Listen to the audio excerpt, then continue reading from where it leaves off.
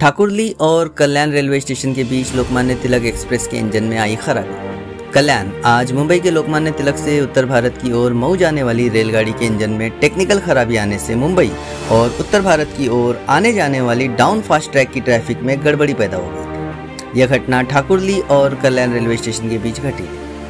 इन दोनों स्टेशनों के बीच लोकमान्य तिलक से मऊ एक्सप्रेस के इंजन में अचानक खराबी आने की जानकारी रेलवे प्रशासन को मिलते ही रेलवे विभाग ने पुराने इंजन को रेलगाड़ी से अलग करके कुछ ही समय में कल्याण मुंबई से कसारा की ओर आने जाने वाली डाउन फास्ट ट्रैक की ट्रैफिक को कंट्रोल किया। यह इंजन खराबी की घटना दोपहर 2 बजे के करीब घटी। ठाकुरली रेल्वे स्टेशन आणि कल्याण रेल्वे स्टेशन याच्या दरम्यान लोकमान्य टिळक टर्मिनस ते जाणारी महू ही एक्सप्रेस याच्या इंजिनमध्ये टेक्निकल बिघाड झाल्यामुळे दुपारी 2:45 वाजता या ठिकाणी ट्रॅफिक डाऊन फास्ट जाणारी ट्रॅफिक थांबलेली आहे। उर्वरित सर्व वाहतूक ही सुरळीत सुरू आहे।